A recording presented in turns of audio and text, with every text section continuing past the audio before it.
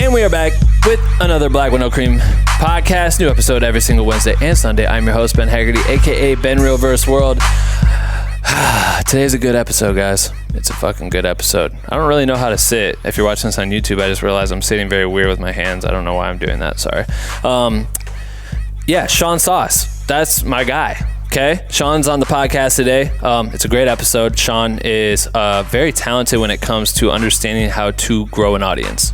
Take it from me. He's helping me do that with Black with No Cream. And he's done it for several other companies. He himself had over 1 million followers on Vine back when it was popping. He was getting brand deals left and right. He was helping his homies get brand deals, and he was making a cut off of them. And then he moved forward into working with companies like Karma. He's worked with who's he working with right now? America's Funniest Home Videos, like companies like that, taking them from getting like, you know, whatever views that they're getting at the time to like thousands and thousands and thousands of millions of impressions with his expertise. So I really like talking to Sean. He's a great video creator. He was really, really funny when he was making his Vine videos. He does YouTube shit right now. His sketches and stuff like that are really, really fucking funny. So I think you're really going to enjoy listening to Sean. There's just a lot that you can learn, especially if you're a creator that's really trying to take your shit to the next level. And, you know, all of us want to get more followers. All of us want to get more video views. All of us want to, you know, increase our engagement. Sean has some good ideas on how you can do that. So definitely listen to this podcast episode. I think you will enjoy it. I don't know. Today's a good day. My family's in town, so it's awesome. I've been kicking it with my family, taking them around Hollywood, sort of. You know, just a couple of little things. I got a little hit list that I drew up, but I think they're gonna have a good time. Feels good. I think if I could get the time, it'd be dope to interview my dad and my mom. That'd be fucking tight. I don't know if they have time to do it while they're here, but we'll try. My dad helped me hang up this black dry erase board that we got over here. If you know me, you know that I'm fucking obsessed with dry erase boards. Helps me stay organized. So I'm excited about that one. It looks cool. Got some neon colors, some white markers and shit. That's dope. The studio's starting to come along, guys. It really is. It looks fucking amazing. Just sitting from here, looking at it. I know we'll do like an office tour video at some point when it's kind of dialed in. There's a couple more things I want to get to finish it, but it's like really fucking close. But I'm very excited. I think this is going to increase our creativity and allow us to do so much more by being in here. So thanks to everyone on Patreon. Had to clear my throat, sorry. Patreon people, you guys help me offset the cost on this place, so big shout out to you guys for doing that shit. Really appreciate you supporting us on Patreon. The people who purchase merchandise, fucking shout out to you for buying the shit and rocking the shit. This merch is fly as fuck. Wear the hat, this mug, oh my god, drink coffee out of it every day. I have 3. How many did you buy? I didn't buy them. Oh, I did buy them. I paid for them, but I paid wholesale, so we had to increase the cost just because it costs a lot of money to live in here, or not live in here, work in here. So I hope you understand, but I also hope you really enjoy the merch because we spent a lot of time working and designing and creating this shit. My boy Scotty created this, Stephanie, Dave, everyone worked on the merch. It's so fucking dope. So anyway, shop BWNC.com. That's it. I feel like I just want to get to this one. It's a really good, funny interview. The dude's hilarious. So but he's really shy. So that's what's really funny is like in real life, he's like seems very quiet, shy, but he'll go do the wildest shit on camera. Like I think there's this one video where he's like in a mall and he's pranking people and he's like walking up to them with his cell phone and just saying like, hey, I just bought this cell phone, but I don't know my number yet. Could you call my number and then you'll be able to tell me what my number is. So he would just have them dial their number in on his phone and then he would call them and then they would tell him the number, but then he told him that I just wanted your number. And then he actually went on a date with this girl. Anyway, it's a whole nother world. New episode every single Wednesday and Sunday. Shit's been fun. I'm excited for the podcast. I feel like now we're about to actually take this shit and start really pumping out content from the Black with No Cream headquarters. Like there's gonna be a lot of shit that we're working on that can come out, including a physical meetup. No date planned yet, but we're working on one where I think it could be really, really fucking dope. We're gonna start it in Los Angeles and then hopefully do it in a couple other places, but yeah, we're gonna figure it out. Anyway, I love you guys. Thank you for tuning in. That's it. See you next week, you bitch. Attention. If you stop this podcast recording at any time, You will die. I don't want to die. Do you want to live? Yeah! You have 24 hours to share this podcast with 5 people or you will die. I'm kidding, you won't die. You're just weak shit for not sharing. And the winner of the best motherfucking podcast goes to... Black with no cream. What do you think? It's so fucking dumb and so fucking Ben Haggerty. I knew you would say that. And we're back with another Black with No Cream podcast. New episode every single Wednesday, Sunday. Today, the special guest. He was once a million follower. I don't know how to say that. How do I say that? He once had 1 million followers on Vine. Exploded on the internet. SeanSauce. Do you have a YouTube channel? Was your YouTube channel SeanSauce TV? It is currently SeanSauce TV. It is SeanSauce TV. All right, SeanSauce TV on the motherfucking shit. Do you ever tell people your real name? No. Okay. No. We won't. I think my Facebook name is SeanSauce. You'll see me commenting on Black with No Cream stuff, but that's my name. All right, cool. I was like, should I start it off with your last name? Because I don't want to reveal so people can find you. But anyway, how you doing, dude? Doing good. I'm good to be in this new studio space. It's pretty sick. It's cool, right? Yeah. We got the lighting almost there. The camera's almost there. I gotta buy new cameras. Yeah, I'm kind of sad because I actually wanted to be in your kitchen. I heard that you had some good food, like in your snack cabinet and stuff. Yeah, I got some shit. I guess the studio is kind of fine, I guess. This shit's I do need a fridge. We gotta get a fridge in here, and then the coffee setup will be fire. But right now, we just go down to that cafe and get the shit. Sean, for people who don't know you, can you explain you? Yeah, well, I'm Sean. As Ben said, I at one point had 1 million followers. The reason why I don't anymore is because Vine's not a thing. Because they deleted that shit? Yeah, but I mean, I still, I guess, accomplished that. Still learned a lot from that and kind of turned that into a career. 6-second videos into what is now my career. You literally, I feel like, so I'll explain in the intro and try to, make sure people understand my theory on you. Mm-hmm. But I think you have so much value when it comes to understanding the insights and the insides and out of social, right? All things social, like your ability to understand where to take a brand or where to take a name and excel it is pretty ridiculous. And I feel like, I don't even know if you know that your insight on this shit, but this is what he does for a job. You worked for various different companies helping build up their social accounts. You've taken people like Karma Loop Up. You've taken people like, you're currently working with America's Funniest Home Videos. Yeah.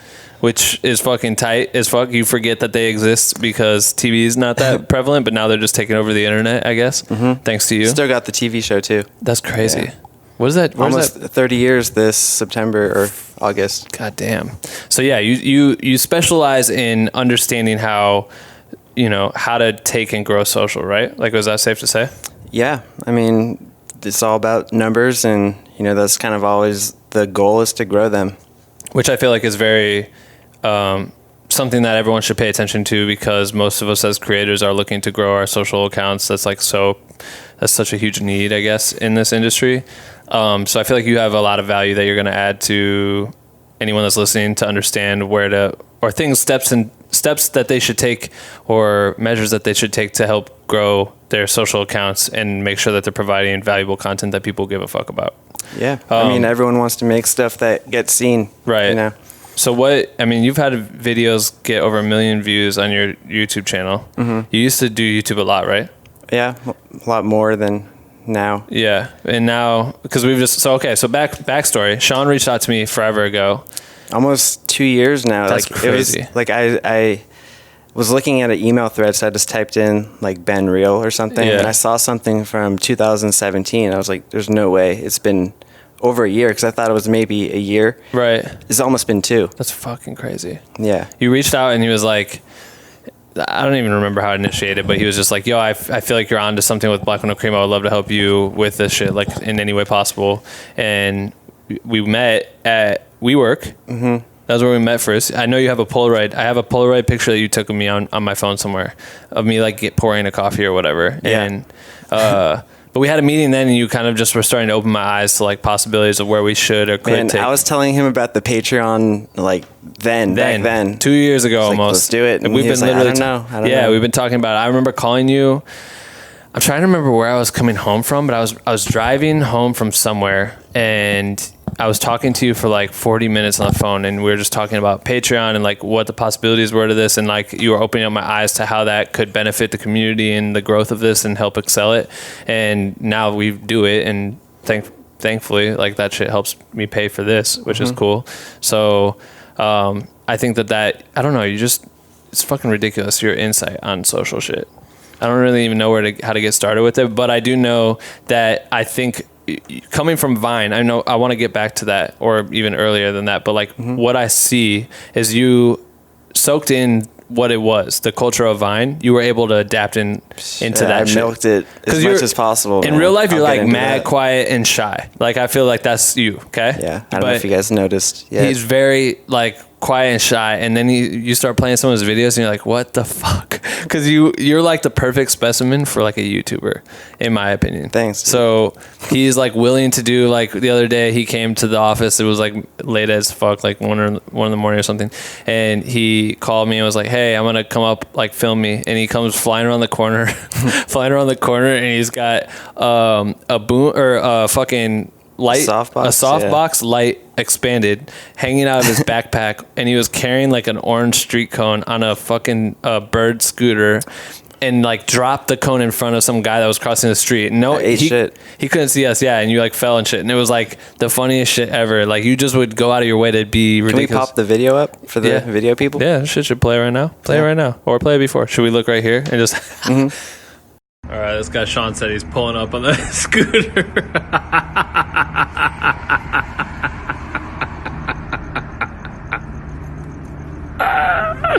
He got a softbox on that shit. Nico just put the motherfucker right there. Thanks, Nico. Hopefully I downloaded it. I have it. Okay, cool. Yeah. So, but anyway, you do stuff like that. Like you're willing to step outside of your boundaries and make content or try to do things that'll get views, I guess. Like that's just, you push it to that level. But like YouTube, or from Vine and YouTube, like was that always your mentality with that shit? Was like try to find outlandish things that I could do to provoke, I don't know, people to watch? Yeah, I guess even before that, I've always, so when I was 13, I guess going back to the first time I saw a YouTube video, I was 13 years old, and I guess that was 13 years ago. Right. Like, so what years? Like 2006, 2007. So I saw the first YouTube video, and it was like how to like dunk a basketball or something stupid. But as soon as I was able to like search the content that I wanted to see, it was game over. Like no more TV for me. It was just YouTube from then on out.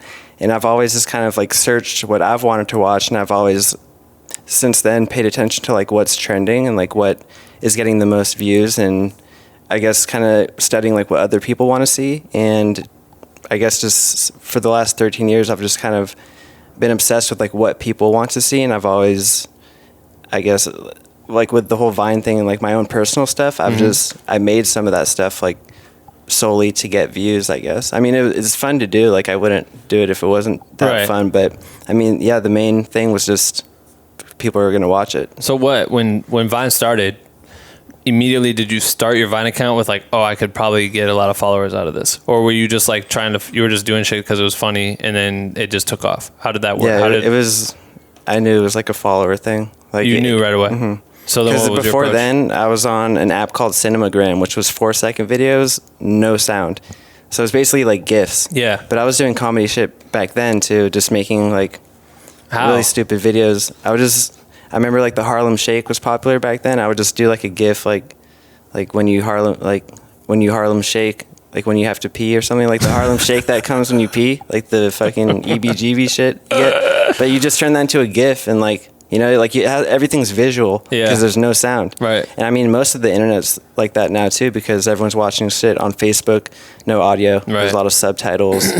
But yeah, it was just stuff like that. And I was pretty big on Cinemagram, and there's other people who I remember back then who are still really big now. Like one person like Lean In Cuisine, if you've seen him, he's like a comedian, but he's still really big now. And yeah, but we were on Cinemagram, and I wouldn't have transitioned over to Vine if I didn't see it as like an opportunity to, you know, grow as a creator. Yeah, that's funny because like when I remember Vine starting, and everyone starts telling you to watch the shit on there because it's funny as fuck. And all right, I changed my mind because I advise you to do that when you have to sip coffee. I can hear it. Me too. And I bet that's been the case for the last 70 fucking episodes. Nico, cut that out. Sorry. No, now what you should do is when we drink coffee, we'll move, just go like this. And you take a sip of your coffee. That's the new wave. I'm going to initiate that from now on. Honestly, I actually want to upgrade and get the like real studio mics so we don't have to fucking wear these things anymore because I think some people are divas and probably wouldn't put it on. Thoughts? I think it's cool. I like it. I do too. But yeah, I think like mics would, I think it would just visually look better. Yeah, it probably would. And we're going for a better look anyway. Anyway. Does this stuff get cut out from Nico? No. Oh, fuck. I don't cut this motherfucker. Everyone's hearing this. My mom's listening to this right now. My mom listens to every single episode. Sorry for what? You didn't do shit. I was just, I told you to do that. Back to Vine. When I remember Vine starting, and I always wanted to be like making YouTube videos or just making content. I never thought of it as like, I want to be a YouTuber. That didn't make sense back then. But I remember when Vine started and it like took off, and I never treated it like an opportunity to grow a social account. I would make shit and I thought it was funny. And if I'd do it like once and then like 3 weeks later be like, oh, I'm gonna make something else for Vine. That'll be funny. Or like, I just treated it like Instagram where it just was about your life. It wasn't like play to the audience or build the audience. I mean, and look at the people who did do that, like King Batch, like movies now, like writing stuff like Wayne's Brothers and stuff. I directed him in my EA video.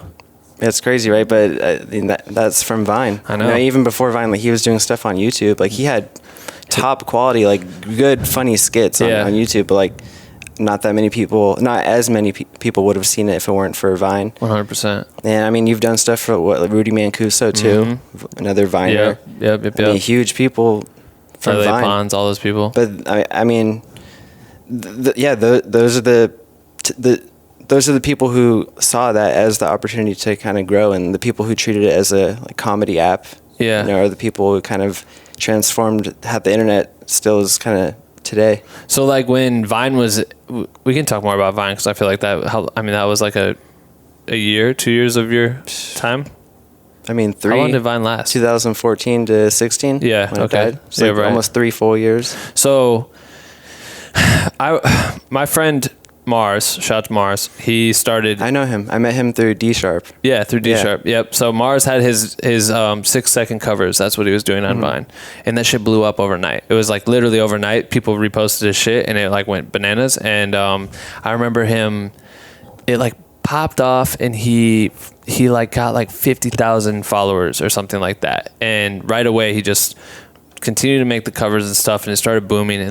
But it was like 50,000 followers, and the algorithm wasn't fucked. So like it was a true 50,000 people paying attention. Like they were really interacting. It wasn't like 1/10 of your following. You know how Instagram be like. Yeah, the Vine followers were like the most. They were there. Engaged. It was ridiculous. And they followed you everywhere, dude. Yeah. Like you posted a YouTube video, like they wanted to see more than 6 seconds of you. But that's why all the Viners are still huge now, because like their initial fan base wanted to see more than 6 seconds of them, so they just went to all platforms. So where I think Mars went wrong was that he wasn't able to push quick enough to the other platforms, right? So he only had a few thousand trickle out. And at the time we always were like, yo, you need to put, like immediately I was like, yo, you need to release an EP, because they were loving these acoustics. They loved anything this motherfucker did because of his long dread hair and all this shit. You know what I mean? He has like the look for sure. He played that part, and they were down to buy. And I was like, this is where you profit. Like, this is where you need to make some money, and then you can put that money into like making better content or moving or whatever. But he waited too long, and then Vine died, and he didn't move very many people back. So it's like it restarted him. And then in your case, you push people to your YouTube channel and build up a file. Like, how many subs do you have to that now? Like 60K. Right. So what was your thought process like? Were you actively trying to get them to another social account, or because I think that's where King Batches and those people won, because they were able to like come over here first, come over here, because I think maybe people saw that Vine could go away. Yeah. Where you need to like, I thought that was so important for people at the time, was like push them to other platforms in case one goes away tomorrow. What do you do? So like, what was your thought process on it at the time? Yeah, so there's certain videos where, I would do like a prank video on YouTube, but some of the ones that have 1 million views, or like the giant iPad prank, that went crazy on YouTube because I put a 6-second snippet on my Vine that would get, reshared. Like just how people like Fuck Jerry will just share other people's shit. Yeah. And yeah, so that like those were one of the videos that just went crazy on Vine, and like luckily it all benefited my YouTube channel because I watermarked it. Right.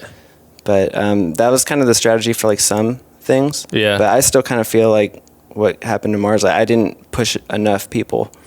You didn't. Yeah. But I mean, that's how I feel. But I feel like that's what kind of led me to like working for brands. Yeah. And like kind of just learning the brand side of things. That's what I'm interested in, because I think like you took it from, you could have continued to try to like, okay, I got 1 million followers here. Now I need to like, I need the million to be over here and here and here. And like, obviously we all would like that, but you, I feel like went to the back end side of it and focused on that, which you've done really well for yourself doing it. So it's like you've found a way to help in other, like Black with No Cream. You immediately reached out like, dude, we could take this to another level. Like, let me help. And I was like, okay, cool. And that's what you're trying to do, is like add value to this. And then you've done it with like all these other companies that you've worked with. So was that your plan, or did you just start getting, like, it just became fun to like, yo, I could take your shit to another level. Look what I did for me. It kind of became the plan. Like Yeah. I remember one brand deal that I did. It all started when I got my first brand deal. Yeah. It was just like I started getting a lot of like video game app companies that would hit me up and try and do like public prank type stuff with it and incorporate the theme of the game somehow. Like one was like a zombie killing game, so I did like a zombie prank. Right. And the video did well because it was relevant to like all the other stuff I'd do. It was still a prank, so people still found it funny and not so much of like a sponsored post. Yeah. Something left field as fuck. Yeah, and so it was great, and like I saw the numbers do really well, so I remember asking the brands like, hey, like how many downloads did I drive for you that day? And it was like pretty much because of me, like the number of downloads they got that day, because no one else was doing brand deals for that particular video game. Yeah. And I just saw like the impact I, as one creator, like one Vine page had for like this whole company. And so I was just thinking like, damn, like I have other friends too. Like I can get them to do videos. Like, let's blow it up. Like Right. they had the budget. So Yeah. I wanted to be in charge of like the whole social media campaign for it. And so that's kind of like what sparked that interest. It was like, damn, these companies have money and like they're spending it on creators like me, when like I probably wasn't even like the best person for it. So Right. I was like, there's a lot of money here and they're not doing it right. And like, I want to be the person for a company that does it right. Right. In my opinion. Yeah, I feel you. So when you would do, when brand deals came your way, how did you handle that? Like, were you managing yourself, or did you find you didn't have a manager? No, not at the time.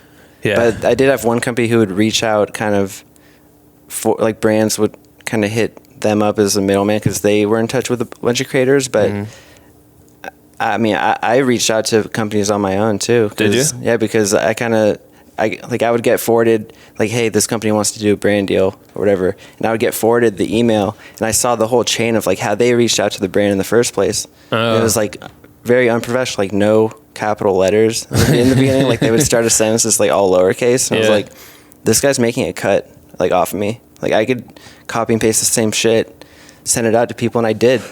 And I started making cuts off like my friends. That's sick. Damn, that's sick. Yeah. That makes too much sense though.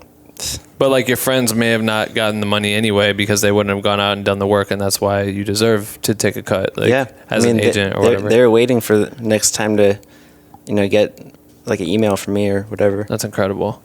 Were you always creative young, like at your early ages, or when did you kind of get into like all that shit, like creating, so shooting, kind of like getting into like video and stuff. Like I was actually thinking about it recently because everything kind of comes full circle. Like like working for America's Funniest Home Videos now. Like as a kid, I watched that show, as I'm sure a lot of people our age did. And I remember when we first met, I had this Sony Handycam like that shoots on actual like tapes, like high 8 tapes. Right. I had that when I was like 7 years old, like that same camera. That's crazy. And as far as like I can remember, like my first memories are just watching that show, like America's Funniest Home Videos. So my thoughts were every family has a video camera, and like I had one too. And I was like, this is just what people do. It's like they shoot video and like they watch stuff and they make like comedy videos. Right. So that was always just like in my head. And it wasn't until like high school I realized like not everyone like makes content or like thinks about making videos. Right. That's interesting. I wonder when it was that. When was? I remember like every day it was on TV or something. Like we were always watching that shit. Reruns. Fuck. I mean, it's in like so many countries. Yeah. It's like one of the most viewed shows still. But that inspired you comedically, like, or just the idea of creating? Like you were like, oh, people shoot. Like I should be shooting things. Like my family's doing a vacation, we should shoot or whatever. I would post up that camera on, not even on a tripod, just like on a brick wall, and I would just record myself playing basketball, like as an 8-year-old, for hours, and then I would go back inside, hook it up to the TV, just watch it, and I was even think about how fucking funny that is. Dude, I did the same shit, yo. Like, think about how much time that takes. Like hours of playing, and then just hours of watching yourself play, and you're like, damn, I look dope doing that one little move. Dude, but because of AFV, I was even like looking for like if I tripped or something, I was already thinking back then like, I'm gonna submit this and like try. Your ass for sure was fake falling over and like trying. I might still have some of that footage. That's fucking funny. Damn. But damn, I just realized now that even back then I was kind of thinking for like those, you know, like like what today is like what's the thumbnail gonna be, like what's the title gonna be, like what's that little Instagram preview gonna be. Damn. Like I was thinking of like what's the highlight. Were you the only child? No, I have 3 older brothers, and they're all like kind of in the like industry. Right. I forgot. So your one brother has a sound studio or something, right? Yeah, we took Dave there. Yeah, that's where you just shot your most recent video. Yeah, he just recently shot a video called have you guys I can't ask a question, no one will answer me. Have you guys heard of the Old Town Road record that has taken over the internet? Well, the most played song. Search no more, because SeanSauce has remixed it, the official kazoo remix. Yeah. Dude, Dave killed the video. Dave did kill the video. I wouldn't have done it without him. It was the funniest shit because he literally remixed a song. I think I've heard a million remixes. There's always a remix of every song, right? Mm-hmm. But I've never heard someone remix a song and instead of singing the lyrics, they did a kazoo. So for if you don't know what a kazoo is that little fucking plastic like thing you blow into and it's got like a little whistle or whatever where it's like. That sounds exactly like it. Mine was wooden though. It was wooden? Yeah, it was like a high-end one. Oh yeah, so you rich. It's like $13 on Amazon Prime. Yeah. He literally kazoo is the lyrics to the song, but it's like they went out to some country fair in the middle of fucking. What was that? You were in like it was a cowboy festival. Cowboy festival. There's real cowboys there. How the fuck did you find that? Did you just look it up? No, it just happened to be the weekend. Like I already had a horse like for the video. And so, of course, yeah, right. But like 10 minutes from where that horse was, there was a cowboy festival that I heard about, and I was like, all right, we're gonna do both. And Dave was down, and thank you, Dave. He killed that video. Yeah, they like got a lot of fun. They had the drone out chasing him with a horse. There was like you sitting on top of like some old barn or something. Mm-hmm. Like there's some oil fields and shit. You're wearing your belt and your shit. The footage is playing right now, hopefully, but I hope that video pops. But I love that right now is like your comeback to YouTube is you're going to start creating more content for your channel. Yeah, it's the first video I've posted in a while, but it's really cool. Like I kind of want to let people into like the mindset I have right now. So like, you know how people think like if you can go back in time, like knowing what you know now, like imagine like what you can do. Like everyone thinks like that. Marcus Frisky, we talk about this all the time. Like that's how I feel right now. Like just coming back to the internet, like doing what I've done for brands since Vine died. Right. And like knowing what I know now, like that's how I feel. Like that's a good spot to be in. It's crazy. Like, I mean, I'm just trying to stay organized, like with my thoughts and kind of my plan and like how to attack everything. But I know exactly kind of what to do. And it's like, it's really exciting. And it's just like staying patient, staying motivated, and like being consistent with everything, like across the board. And like, I know for sure kind of like where it's going to lead me, I guess. Yeah. What is it like? What is your plan, and then how are you organizing it? Because I know, like, for me, organization is tough. Like, there's so much shit that I'm trying to do at once. Like, staying in line with all of it is insane. But, like, you brought in Trello into our life. Them dude, cool they tool. should fucking sponsor this shit because that's fucked up. They don't have money right now. I talk about Trello all the time, and I should stop. Anyway, you taught me about an organization app that's fire, and you should download it if you're listening, just because I really think it's fucking fire. Link in bio. Yeah, link in bio. But having tools like that, or utilizing tools like that, and finding ways to organize, like it's so helpful.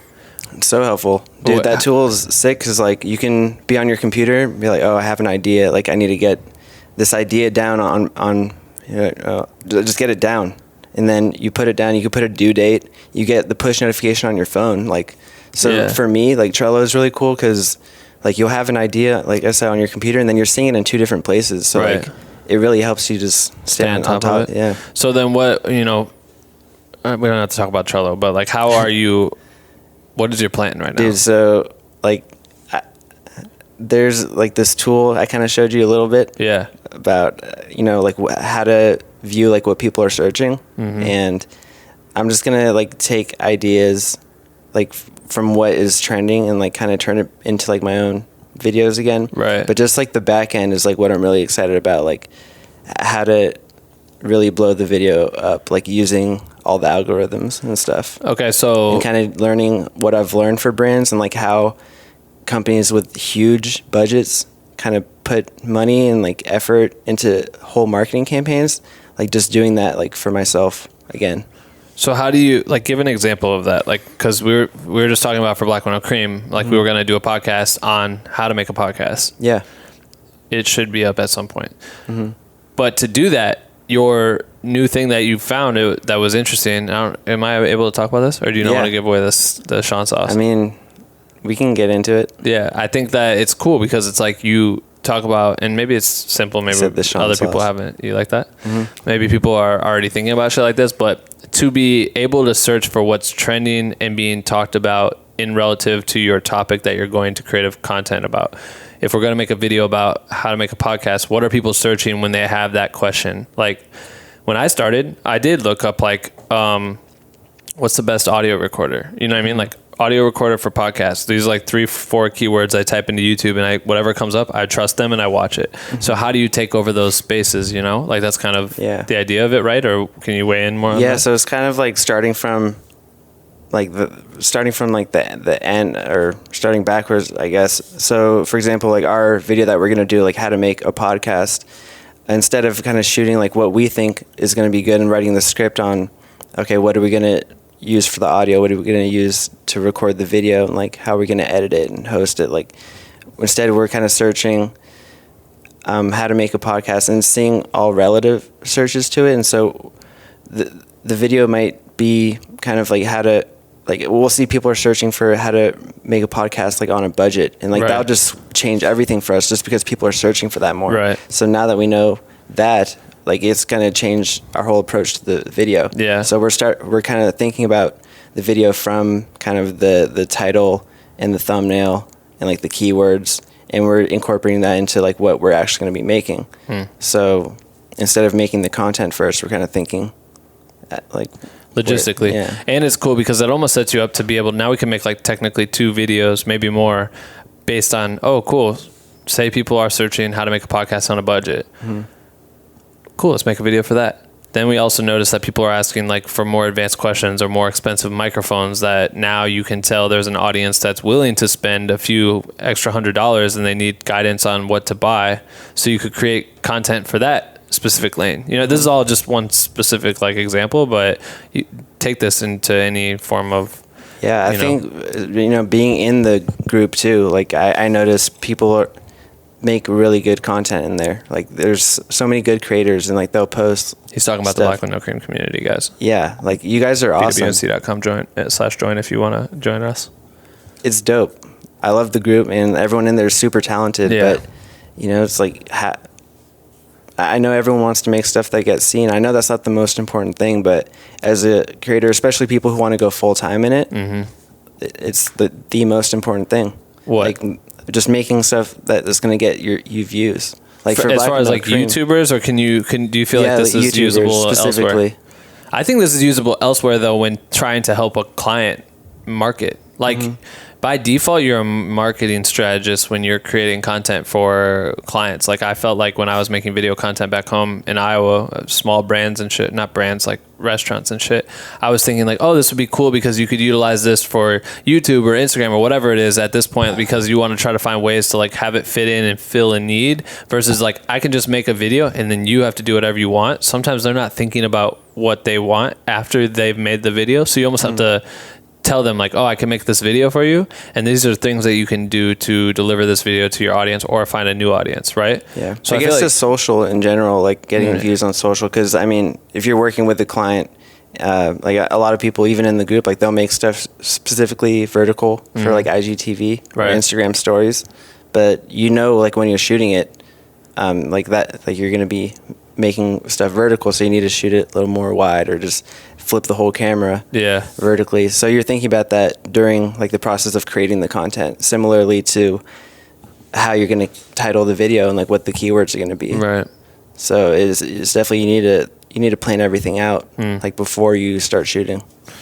So go back to Vine. When you were making these videos, how often, what was like your output of, like, I just want to kind of get an idea of like how hard you were working on your Vine account. Like, every day. This was full time for you. Yeah, full time. Yeah, making full-time money at it. I was making more money back then than I am like now. Yeah, I bet. It was probably out of control at that point. Yeah, it was awesome. Damn. Yeah, but I mean, I'm not like upset at all that I didn't continue doing that, because like I never finished college. Like I dropped out of college to make these 6-second videos, and like as I started working with brands and stuff, I noticed like social media is changing so fast and so rapidly that these people who are getting marketing degrees, like they can't keep up with what I'm actually doing. Right. Like I'm on the apps, like I'm doing this shit for real, and they can learn about it. But like when it comes into practice, like by the time it'll be something. Outdated by next year, you know? Yeah, and so now I like right now I have like 3-4 years of like real experience like doing this stuff. Yeah. And like knowledge of how everything on social has like progressed to get to the point that we are now, and like why things have worked. Where people who are just finishing college now and they might have a bachelor's, but you know they don't have the actual experience or like knowledge that I've been able to gain from being full-time in it. And I was only able to go full-time in it for me personally because of like my personal like funny videos and stuff. Yeah. But I was able to kind of make money off that as I was learning the whole brand side. Where are you from and what college did you go to? I went to College of the Canyons in Santa Clarita by Six Flags, like an hour north of LA. Did you have a membership to Six Flags? I still do. Yeah, let's go. That's tight. Dude, my friend wanted me to go get one. It was like $50 for the year, something mad cheap. Dude, it's like $10 a month. I have like the dual membership, but yeah. What's a dual membership? There's a water park there too, Hurricane Harbor. It's fucking lit, huh? It's almost summer. It is almost summer. Yeah, it's hot. It is hot, huh? Yeah, so Santa Clarita, and like the COC is like right there. College of the Canyons. It was just a little junior college. Oh, right. That I was going to at the time, and like, dude, like I was shooting vines in the classroom, like fucking with the teachers and like people in my class, like, and then I would just post it, and like I remember like someone watched one of my videos like in front of me, and like I don't even think he knew I was in his class, but like I heard it, and like I recognized my voice and soundbite. That's fucking crazy. Yeah, and like, dude, people like I remember turning in a paper one time, and like I went back home and I saw like on my tagged photos on Instagram, like, oh my god, look who's in my class, and dude, I tripped out. Like I was like, damn, like people are really noticing me in real life from like what I'm doing online. That's a weird feeling, huh? Mm-hmm.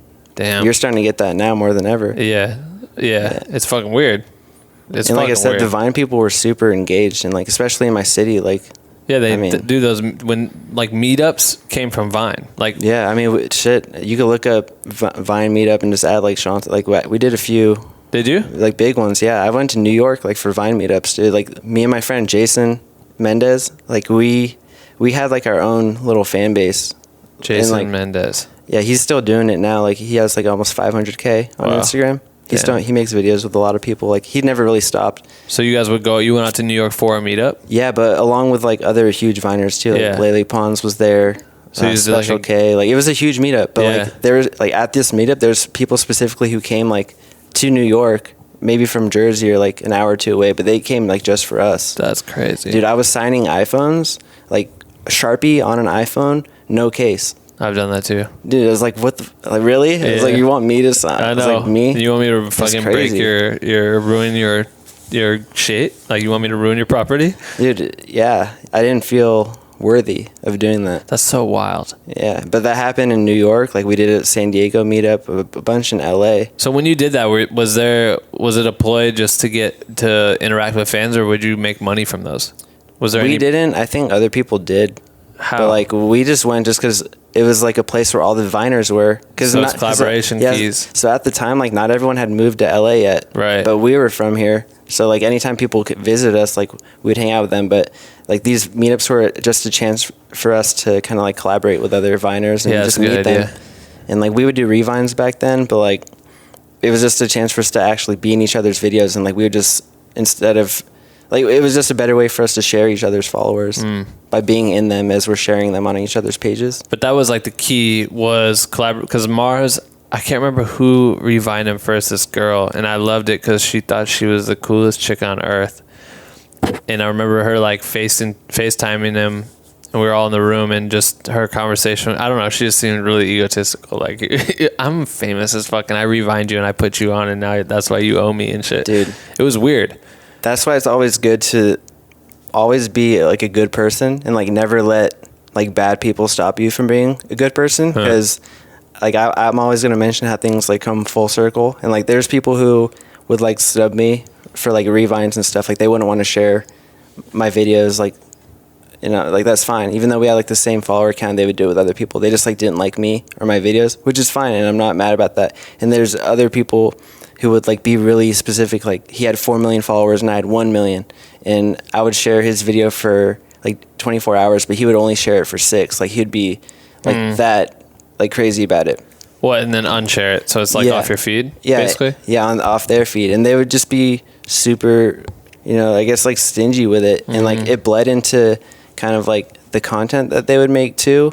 And so like, if I had friends who like I would want to get brand deals for, you know, like those, like, I'm not going to give them a brand deal now. Like, now that I'm in the position that I'm able to kind of like help them out, not because they didn't help me personally out, but it bled into like, I knew that that person wasn't going to make the best. Yeah. Right. He's not going to put a lot of effort into it. He's just going to throw some shit out there. Damn. Like, there's going to be better people than those, you know, like, always give it, like, you're all like, be a good person, and just, you know, always be willing to kind of like collaborate. You never know what you can learn, like, when you work with other people and like help other people out too. I agree with you 100%. That is a great way to move. I feel like it's probably easy. I'm trying to remember. There was a kid that was on Vine.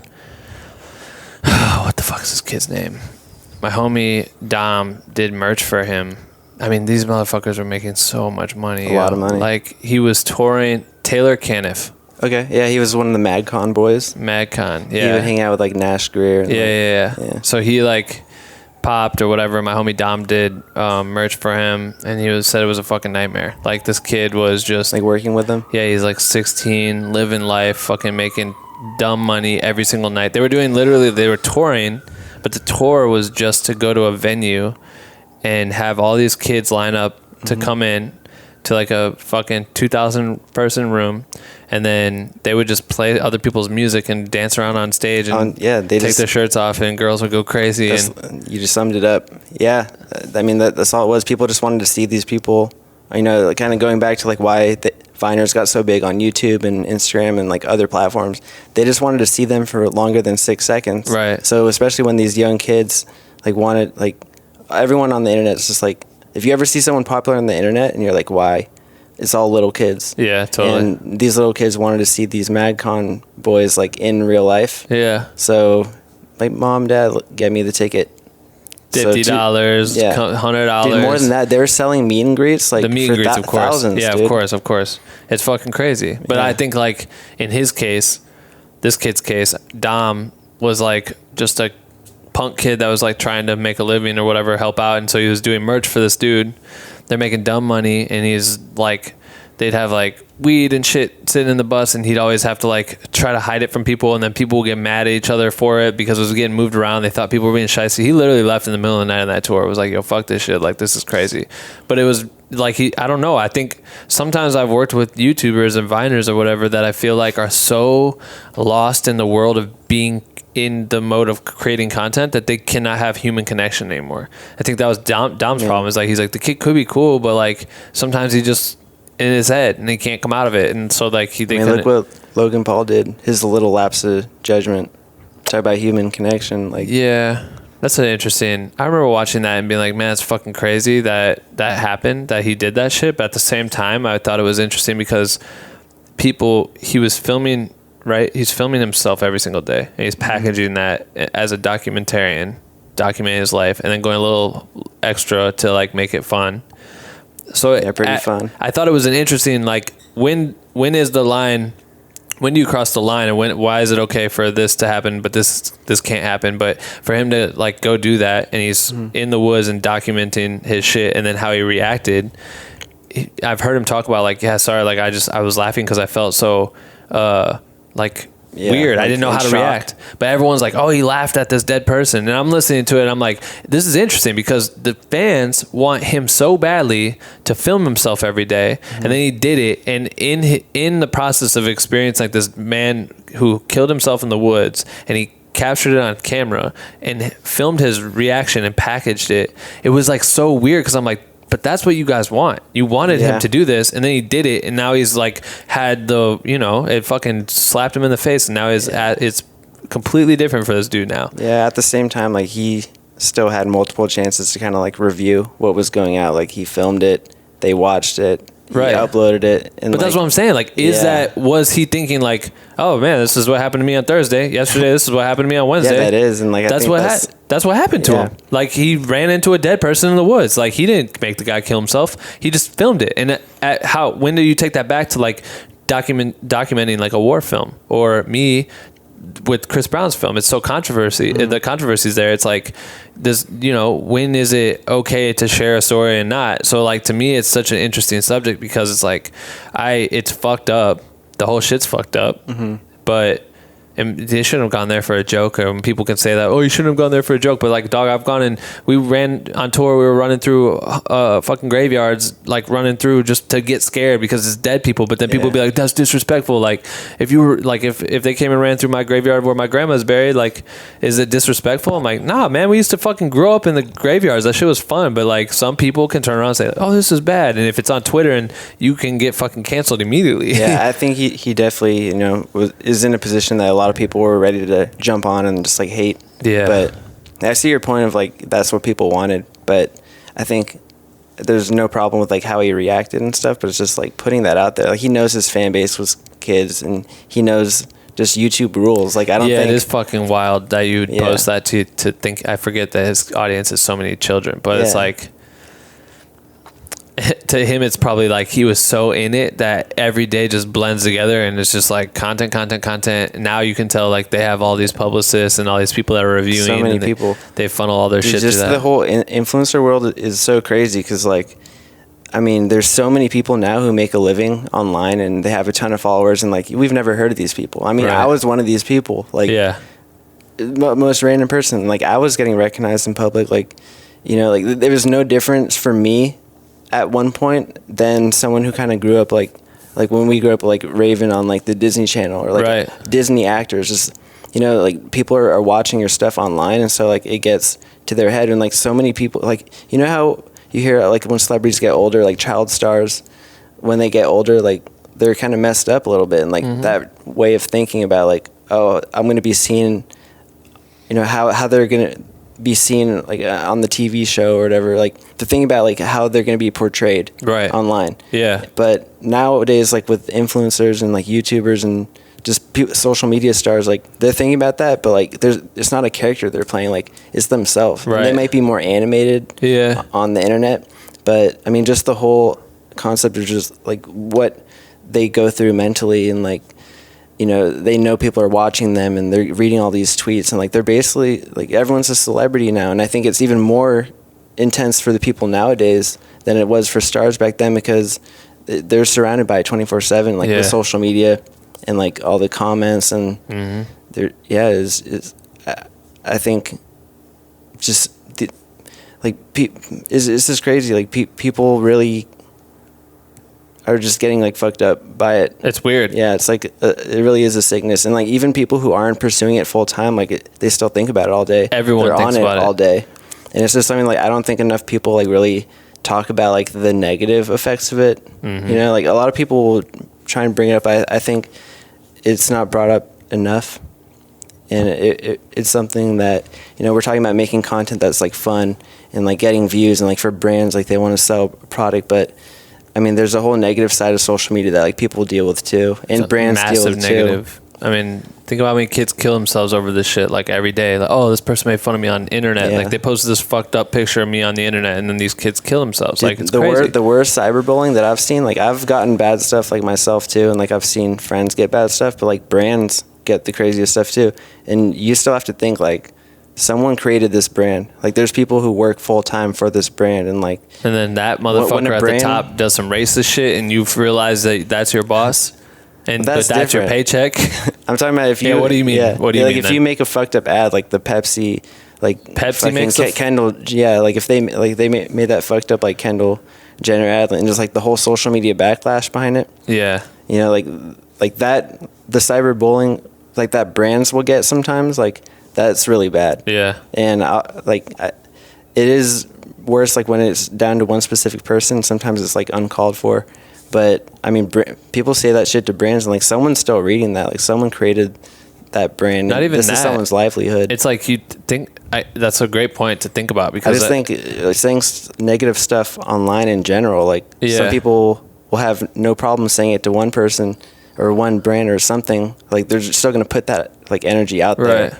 You know, when it's just like now people have a place to do this, and that's the whole toxic side of it, because half your feed on Twitter is just like really negative, always really bad. Yeah, I mean it's all around us, but it's funny, like you don't think about if some company does some shit or whatever that doesn't go over well or whatever, like, oh, sorry that we did this and we did not mean to, like you know what I mean, like they just make the wrong call or didn't oversee it, and an ad comes out where it's bad. And if you have the Kendall Jenner thing, you forget that everyone's like, fuck Pepsi for that shit, or whoever made it, fuck Pepsi for this shit, and fuck Kendall for doing this shit. Kendall probably just read a script and showed up that day, and then they re-edited it. She didn't know what it was, right?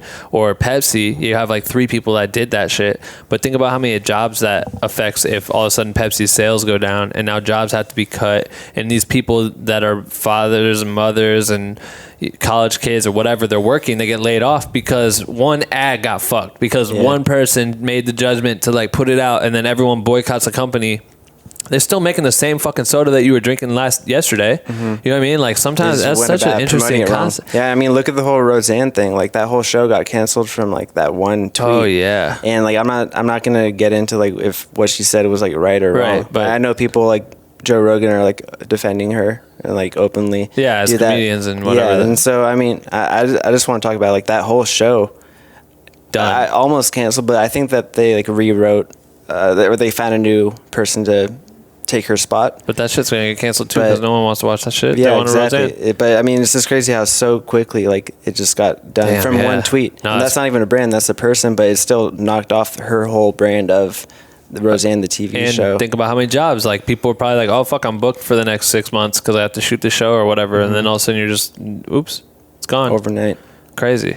Yeah, I mean, I think it hits home a little more. Like if you think about it, like kind of personally, like a lot of people know you now. So imagine if Ben was, you know, he's shot for, you know, for TV and film. Like if you're a camera operator and like you're so excited to get this dream job is like, you know, on Roseanne, and then like that shit happens, and like, what a fucking bummer. Yeah.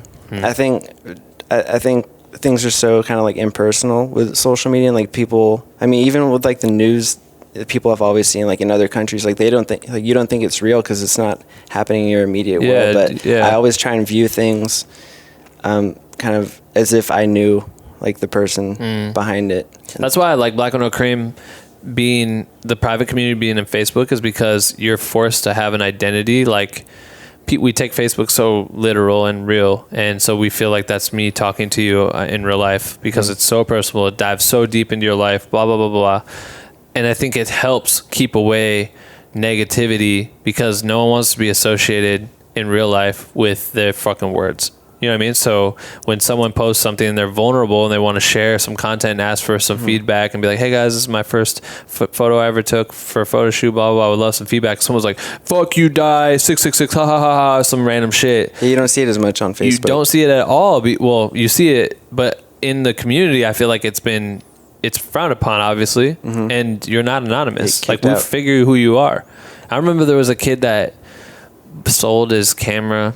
He like had posted in the group and like sold his camera or something to some guy or a lens, and then the guy like paid him like a little bit and then never sent him the rest of the money. I remember that. And the kid he was in the group. Yeah, he messaged me and they both were, and I like messaged the dude and was like, yo bro, this isn't tight, blah blah blah. I like went off on the guy, like I didn't make this community for someone to come. That shit. Yeah, like, personally. But then everyone else posted, like went after the motherfucker, and they started lighting him up, started hitting up all the people he was friends with on Facebook. Hey, just so you know, your best friend or your sister or your brother or whatever is a fucking thief and stole this shit and owes this dude this much money and blah, blah, blah. Went off until the guy was like, I don't even remember. I think he ended up paying him back, but I remember what was so cool is that the community was like, yo, this guy's out like $150, whatever it was that he didn't get back. They're like, I think we could I'll give $20. I feel like if a couple of us give $20, GoFundMe or Kickstarter for this kid, pay him back. The community is awesome, dude. Like I love being a member of the group. Like personally, that's why I'm so passionate about. Like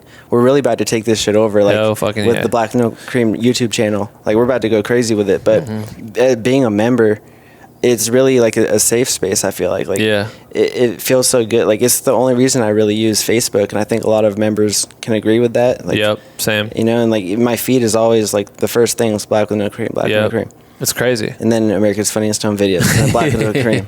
Right. But it's awesome, and like I really feel comfortable in there, and like you can really open up where I feel like even like with those people's content, like they're like a lot of those people are afraid to share it other places because of, you know, like negative feedback or, you know, just they're afraid of how people might view it, or you know, if it doesn't get a lot of views, like people are afraid to post stuff sometimes. You know, it's just to go back to like it really is kind of like a sickness, like just everything on social, and I think our private group is so like strong and powerful for just being a place to share things openly, right? Whether it's like criticism or just sharing like your passion projects, like in a it's positive nice to have light. that place. Yeah, absolutely.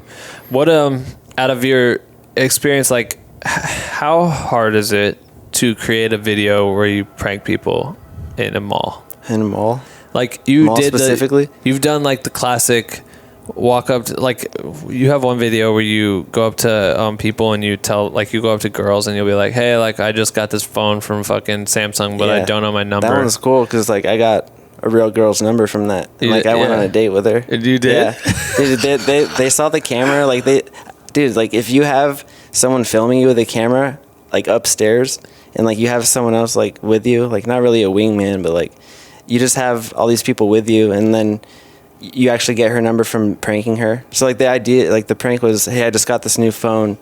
They didn't give me my number. Do you think you can call your number real quick? And like, I'll just get my number from your phone. And then they would be like, sure. And then afterwards, like they do all this shit for you. And then afterwards you're like, oh, I actually just thought you were cute. I just wanted to get your number. Can I text you later? And then what are they going to say? It's like, you have their number. And they're like, sure. Yeah, exactly. Like, oh my God. No one ever said no. Yeah. But then if you like, I would always go back and like, you have to get their, you know, permission for the fucking video. So like, hey, there's my friend, he's upstairs, and then they just look up and it's some dude who's fucking zooming in, and then they're just so funny. And then you're with like other people too, and I mean, what are you saying? Being with other people contributes to them like one it's just, hey, that girl like you? We shot, yeah.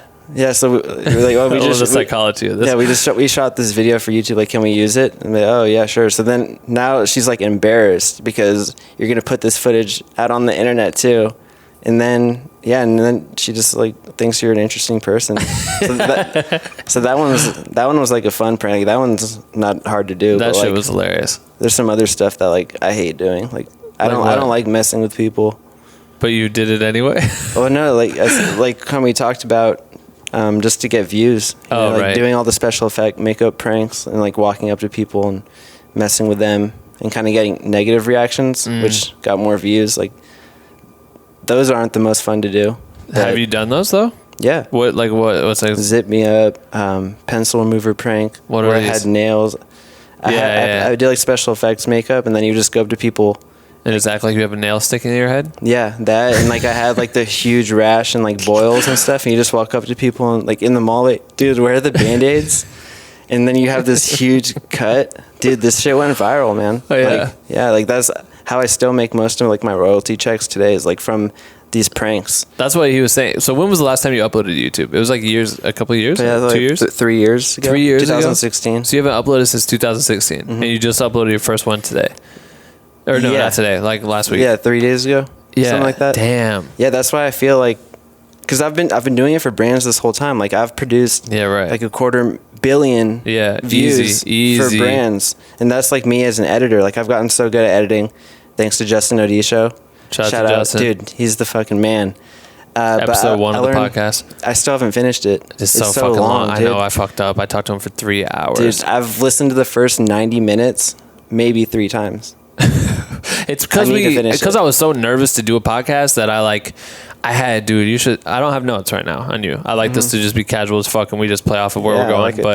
But when I started, I was terrified that I couldn't get through an hour of recording. So I was like, I did deep research. I had every question I could think of. So I'm just like going through this list, and then the next thing Make you sure know, you got through them all with him? Yeah, it was like, well, not all of them, but I just had something to go off of, and it was just so deep. And then we're talking about fucking him working at a gym for like 25 minutes and him I mean, I feel like we're doing that with me a little bit, just like with random shit, but I like it though. Yeah, I've like fine tuned it a little bit since Justin Yeah. fucking popped my cherry, and then now I got the whole shit down. Yeah, well, shout out to Justin. Yes. Like, thanks to people like him, and like as a video editor, like I've produced almost 250 million. I don't know the exact number anymore. Dude, like, it has to be over a fucking billion. Dude, like the amount of I don't shit know. you make.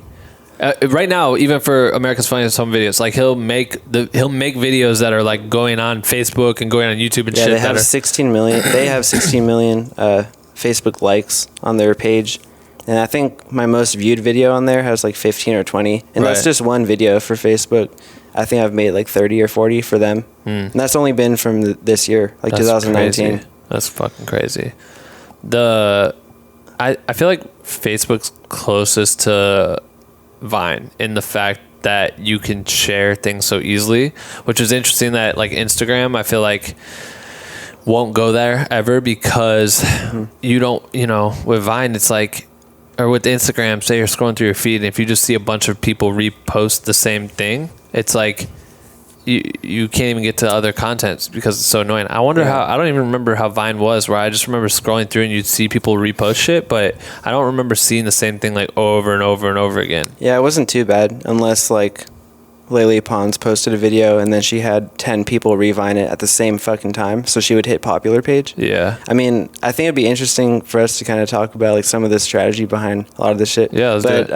Like as far as like going back to like my first YouTube video in a while, like like I've posted, or I've gotten almost like 250 million views on all these videos in the past 2-3 years, and like I'm ready to go back like in front of the camera and kind of use everything I've learned from the brand side and just do that for again and kind of reap like the benefits as far as like the Dude, that's what I was. monetization. I guess what I was gonna say about you having not posted in a few years is that he just was telling me that each month he's still getting a check, not like a big check, but like he's still making money from the old videos, which is so. I haven't done anything in years, but yeah, so a lot of like my vines are still in like Vine compilations. Yeah. And a lot of channels that still use that stuff, and like Right. we at America's Funniest Home Videos, like we have the largest bank of like user submitted clips, so people will send us clips, basically funny vines, but they don't have like a following, so it's just like,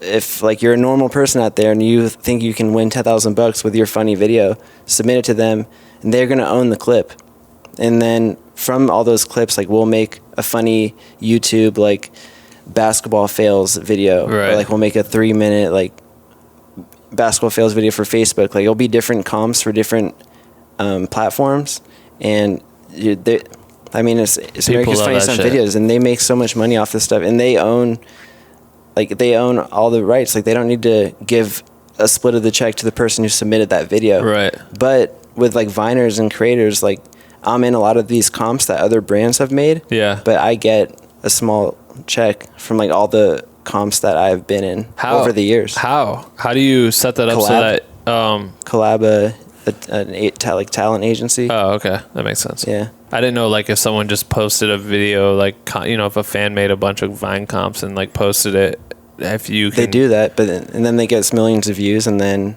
they have to share some of that ad revenue because they don't own the rights, and they're not parroting it. So you'll see a lot of like reaction channels where they'll watch a Vine comp, but then they're in the corner and they're just laughing at it.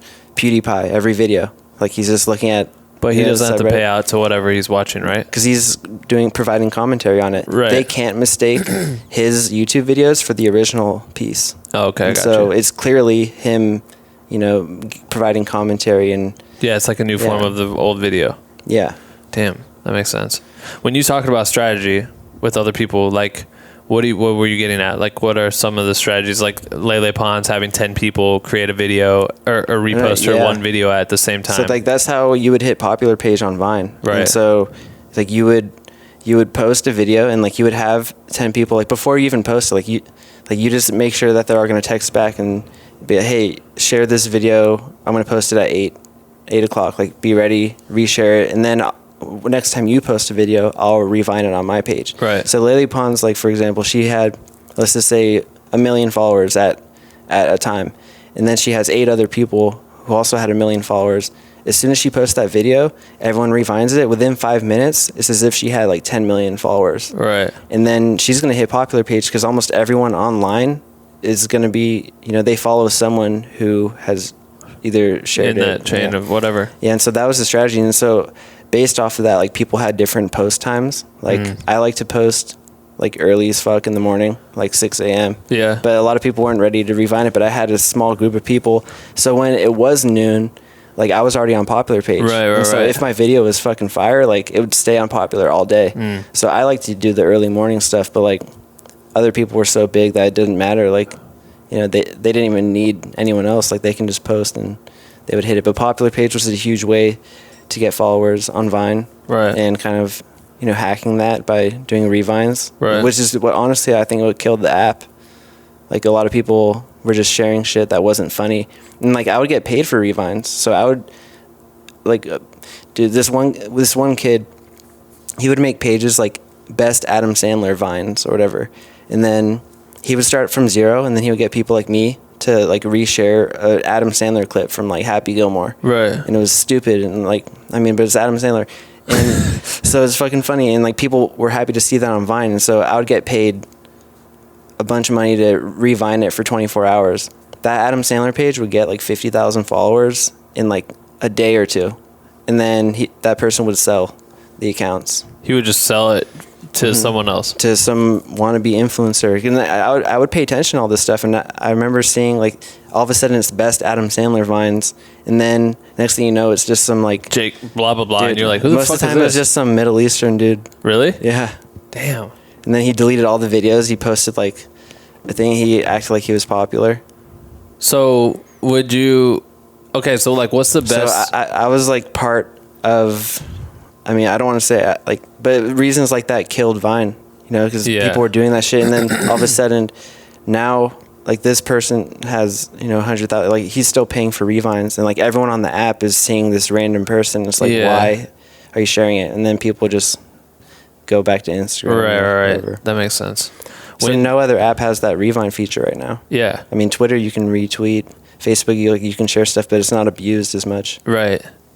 And maybe there's a way in an algorithm where you can kind of filter it out so that if someone sees that post, they don't get cluttered with it from everyone else. I don't know how that works. Yeah, I mean, the algorithms are always changing. Like, what you see now with Instagram, like, all the people who have bought fake followers over the years, like, their posts are getting 0 engagement now because if you guys don't know, like, on Instagram now, they'll test your post out to like 1,000 of your random followers, or like 10% of your followers. So you have like 50K now. So they'll test like you have 50K followers in your personal. So when you post a video, those fire ass videos of Beyonce, and it'll test it out to like 500 or 5,000 people, and based off of that, like what the percentage is, they'll roll it out to more people compared to like what else like other people are following. Right. Like the people who follow you, like what engagement other posts from people who they follow like are getting. Yeah. And so based off that, like if half your followers are fake, hopefully half the people that the algorithm is like testing your post out on, hopefully they're not the fake ones. Right. Otherwise you're fucked. Yeah. And so what are you going to do? Like you can't tell like who's the fake followers. So That's like interesting. the brands got fucked. Dude, yeah. I mean, as soon Excuse as my I heard people language. were buying fucking followers, I was like, you are fucking yourself. Like you don't want. It was good for It a did point, make sense. Like, but like I had a friend that was on one of those fucking modeling shows or whatever, and he said that they made him have these followers. They forced them. They forced their accounts to I it. was handed, I'm not going to say what brands, but I've been handed a lot of money. I'm talking thousands of dollars to buy followers and to buy like automatic fake views and fake likes. For your account? No, for the brands. for the account. brands, right. Yeah. But I was handed budgets, like Yeah. large budgets. Yeah, I'm And sure. these are accounts with like a ton of followers, like almost 1 million followers. It's crazy. But in order to, because of the whole Instagram algorithm like changing, Yeah. in order to keep up with it and not look so fake, they had to shell out thousands of more dollars just to get these automatic views and like likes, just so when people did see their posts, they didn't look so bad. God, so dumb. Yeah. I But get it's it, good I for get it. for Instagram for like doing that, because Yeah, hell yeah. Yeah. And it kind of trims out the fat. I hate like when even Lauren doing eyelashes, there'll be a girls that'll hit her up and be like, hey, I'm an influencer. Like I want to just get that done for free. So I'll come through. And she'll be like, hey, at the beginning when she hadn't been hit up by people like this, she's like, oh my God, this girl's got like 100,000 followers. Like I'm gonna do it, and I'm like, wait, what? You're gonna do this for free for this chick? Like, what she got? And like, I look at her shit, and I'm like, she has 3 comments. She has 5,000 likes and 3 comments, and it's like her with their ass out or something. I'm like, you don't think more people are talking about how dope her ass is or whatever it is that they all seem to like, but no one wants to comment on? I'm like, this shit's fake. This shit's fake as fuck. and that's something that like maybe as creators it might be interesting for them to hear, like what someone who has been in charge of like just kind of social media campaigns, like that's something we look at. Hell yeah. So like we'll see 100K, but yeah, we're looking at comments first. And honestly now more than ever, like we're looking at how good the content is. Right. Because like now, like especially with Facebook, like like spending money on Facebook, like doing like ads Yeah. is so good, and like they're so good at like targeting who. Totally. So as long as if we can pay an influencer to make good content, like we can just put money behind it. Like we don't need to pay so much to get someone like, for example, Peter McKinnon, like he's really good at making content and he has a huge following, probably expensive as fuck. Like, you know, so we can get someone from the group who's way cheaper, who might have no followers, but we can put money behind it. Yeah, and help get make it. the content scene. So content is really important now. That's Right. why I think the group's so important, because you're teaching people how to make it and make a living off making it. Yeah. Which is dope. Right. And yeah, it's not. Getting the views and stuff is really important if you want to do it full time. But if you can get lucky and find a company to work for. Yeah, totally. Yeah. So when you were like on Vine, okay, when you got brands to start hitting you up, how did you start turning that into dollars? Like how did you define your price? You know what I mean? Like that's a whole nother game from just being like an editor or a videographer or whatever. Like what was like the craziest brand deal you ever did? Shit. So there's one where I got paid based off of like how many likes the post got instead of how that's many followers. So just like very rough numbers, like 1 million followers, you'd get at least $1,000 for a 6-second brand deal, like at least 1,000. And that was like pretty standard. And like I would take 1,000 sometimes. I would try and get more, Right. You know, but 1,000 was like, all right, I'll do it. Especially if you only had to keep it up for like 3 days or something, Right. because the post kind of fizzled out over 3 days. And yeah, And then you could just remove it from your page. yeah, and like they were cool with it too because it did its job. So 1,000 was like the rough number, but one brand deal was kind of based off of how many likes you got, and so like I knew it was going to make a lot of money if it was like a good video, but like I would paid people to like revine it So wait, how so like what would they give you, like $1 per like or something? I don't or like remember. I think it was like $85 per 1,000 likes, Okay. or something like that. So it's Yeah. basically like, let's just say $100 for 1,000 likes. If Right. you got 10,000 likes, that's fucking $1,000. Right. 20,000 likes, $2,000. Right. And so you had incentive to get more likes. And so I remember the people I was doing revines with, like you would never revine like a sponsored post, Right. like from someone else, Right. unless if you paid them. So Yeah. I would give them like $100, like, hey, let's revine anyway. And like some people didn't even notice it was a brand deal, like they didn't. Right. But like, and you would pay them too on top of it. And so like, So you would just pay a bunch of homies to do it? yeah. And so now like that was the one time I've done it, or I did it. But yeah, now like your ad is being shown on all these people's pages to all their followers. Right. And I remember that ad like blew up. Like it was good. Like I think I made like $4,000, $5,000 Just off of doing that like shit. one That's vine. smart.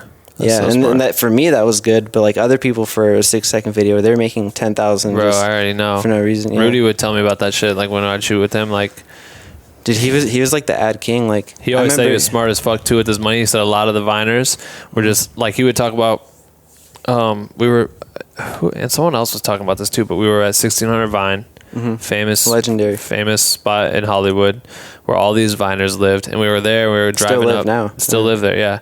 We were driving up the parking ramp to like go to his apartment, and there was like so many fucking exotic cars in there. And Gabe, shout out to my boy Gabe, was with me, and he's like, yo, whose car is that? And he'd be like, oh, it's blah blah blah, one of these Viners. This is whoever's blah blah blah, one of these Viners. And he's like, they just sit there, like these cars literally just sit in the garage. They never even drive that shit because they're always just in their apartment, but they needed it. And he's like, I'm smart with my shit. Like this Mustang I got, or whatever, I think we were in like a souped up Mustang, like a really really nice one.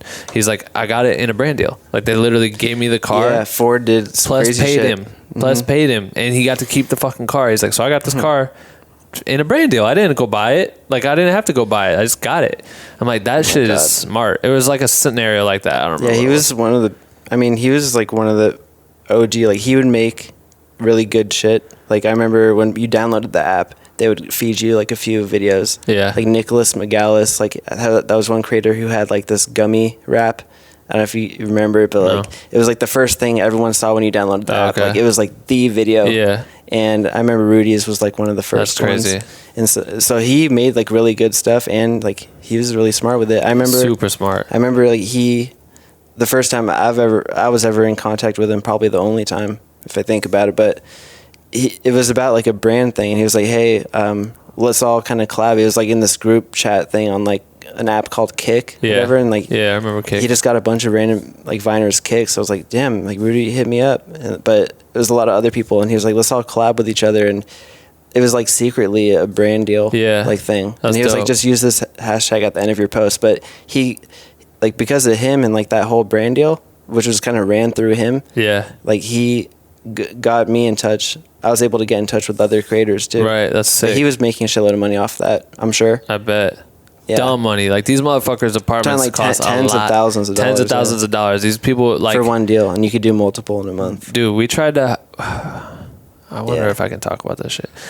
We tried to hire someone for an EA campaign that I was directing, and I think our budget was like $60K to give them, right, to come through for a day to shoot, and they turned it down because to make a 15-second Facebook video, their price was $115,000 for like a 15-second video.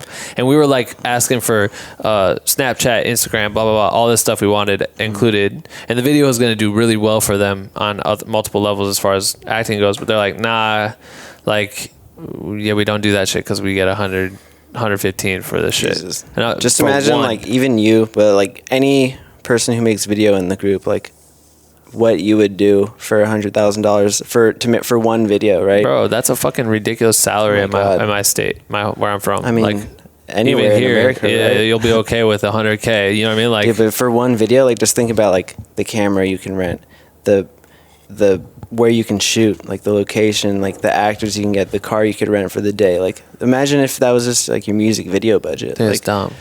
but yeah, that's crazy to turn that Fucking crazy. down. Yeah, it's fucking crazy. I And couldn't people are believe still it. doing that now. So like how you kind of mentioned earlier, how you never viewed Vine as like the place to kind of grow as a Right. creator. I think every video creator here needs to think that way about TikTok. Like, Yeah, dude, you were that app talking about is that. Oh my god! So AFV has 1.8 million followers on that app. That's and, America's like, Funniest Home Videos for people who do not know. Yeah, and it's so sick. Like, I'm about to go back on there personally. Yeah. But just as someone who's like watching content on there, it's not even Vine 2.0. It's like, it's the best app ever created for viewing content. Okay. There's so I'm many. downloading it right dude, now. we should make this a video for the YouTube channel? Yeah. What, like, TikTok? Yeah, like why content creators should be on TikTok. Okay. I think that's a sick video. Like, so my friend made like a funny meme thing, and he threw it on TikTok, 0 followers, brand new account, 20,000 likes in like 2 days. So TikTok's algorithm, so the parent company of TikTok is called ByteDance, and it's a Chinese like tech company. And in China, there's no Facebook, there's no like Instagram, like there's no Google or YouTube, Right. but there's TikTok. And so this is like the Chinese first push in the social media market. And it's fucking sick. There's science behind the app. There's like crazy Tons of money. algorithms. Yeah, and tons of money too. And it's just it's just a good place to like view content. There's like a For You page, and so the more posts that you like, they're going to feed you more stuff that you actually like. And it's awesome. And part of that, like, you'll be on the For You page and you'll see something with like 1 million likes, 2 million likes, and all of a sudden, brand new video on your feed, like literally brand new, like no likes. And that could be your video on someone else's feed. Right. Like they test and like they'll put your content out there. Yeah. And they'll do the promotion for you because Interesting. they know. Like, I was just in a meeting like with someone from the head of growth of the actual ByteDance company, like the app. That's crazy. It's a huge meeting. It's probably the biggest meeting I've ever been in. Right. And I'm hearing from the guy himself. Like, it was for AFV, obviously, but like, I'm hearing from the guy who works there himself. Like, people want to come back to your app and use it if they're getting like noticed Right. on there, and if their content's being seen by people. So as someone who's the head of like user growth in America for them, he knows that people just want to be like famous on TikTok. So that's like the whole incentive behind it. Yeah, of course. If you start seeing engagement, you're gonna fucking keep creating. Like, that's And it's cool because it's real engagement. It's Yeah. no bots. Like, people are really liking it, and you can just how Viners blew up everywhere else on TikTok. Like, you can grow your YouTube channel. You can grow, you know. that's dope. Crazy. Damn. So with your channel, how often are you planning on posting? Like, what's your goal with your YouTube channel and TikTok? I guess if you're gonna try to consume both of those, what's your balance? YouTube first because there's like money Yeah. there right now. There's like for ads to be rolled out on TikTok. Like, they're not thinking about that right now. But like, you would have to do brand deals again for TikTok. No, like there's gonna be like Like ads. yeah, like in your feed, like they'll just pop up. But that's what I'm saying. Like, the only way you could make money right now on TikTok is if you got Yeah. like whoever to sponsor you and give you some money. Yeah, for that shit. and so that's not part of the plan now. Right. That's just to help promote the YouTube videos. I'm already kind of making money on YouTube, so Right. like that's kind of so one video a week at least. I got to Yeah. do more pranks. That's all Right. people want to see, and yeah, I feel like Pranks are really funny though. Yeah, I have so many ideas, man. And I like, bet you do. dude. And I hope like Adam is watching this because I have this like Adam who?